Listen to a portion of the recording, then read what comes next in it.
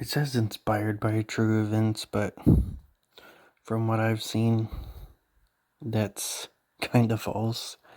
Also, I watched Dead Meets Kill Count and he said the same thing. So, anyways, unlike the typical horror movie, they don't have, these two people that are about to break up because the husband cheated or something stupid like that. It's an actual characterization where you actually feel for the characters. One of them wants to get married, one simply wasn't ready. And they're still in love, clearly, because before the whole plot of the actual horror movie starts, even though it's kind of boring at times, before it starts, they're literally about to have sex. And that is when they devolve into the horror movie. They start seeing the strangers, weird things happen, and they just start fucking with them. And they just drag it out as long as possible. So, it's kind of boring at times. I actually did like Mike, even though he only shows up for like half a second. He was kind of entertaining.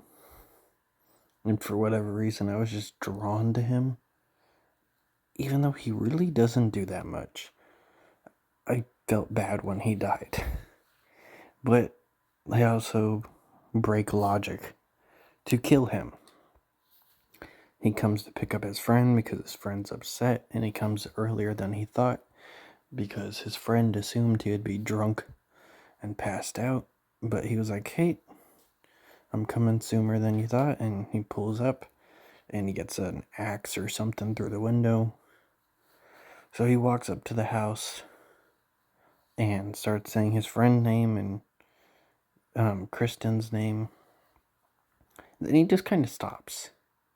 He just kind of stops talking. No reason at all. He just stops talking. So, of course, the predictable thing happens where a killer pops up behind him and he doesn't know he's there, and you think he's about to be killed by the killer. But in a somewhat predictable but also not too predictable plot twist, he gets shot by his own friend. Though, like I said, the fact that he just kind of quit talking after a while, so he was completely quiet, it definitely felt forced because obviously if he was talking, his friend would have known he was there and then he never would have gotten killed.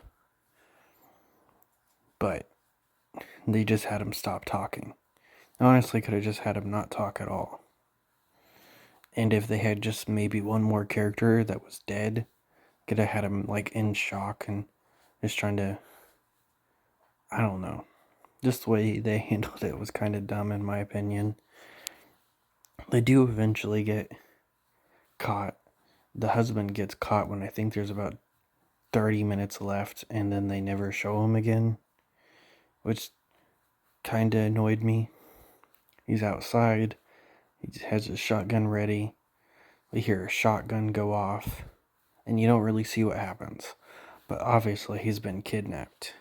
And then we never see him again until near the end of the movie. So, now, they have him and the wife. They start stabbing them after taking off their mask to kind of symbolize that they're not going to survive this, which is kind of fucked up and a scary thing to think about, but that honestly doesn't even work once you get to the ending, which I'll talk about in a minute.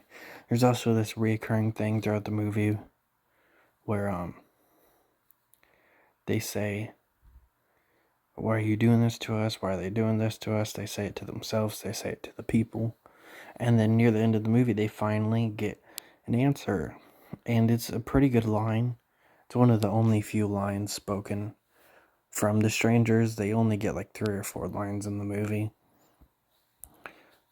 And they say, because you were home. Which is a scary thing to think about. The only reason they're attacking these people is because they were home. So if they had stayed in a different city that night, or stayed at a hotel, or simply not went back to his dad's house, they would have been fine. Well, then we find out about the stabbing. The would-be husband is dead, but not the girlfriend. She's not dead. The movie ends with her screaming, still alive, after 2 boys discover her that were passing out religious handlets, which we get, one of those typical lines where the bad guy, is clearly a bad guy, but the other character doesn't know. They're like, do you sin? And then the girl's like, sometimes. It was a very predictable line. As soon as they said that, I was like, I knew she was going to say that. But anyways, I did think it was kind of stupid to have her survive when they had the whole big mass takeoff thing. Though it does give you somewhat of a happy ending that she survived, but also kind of sad. And yeah, that's about it.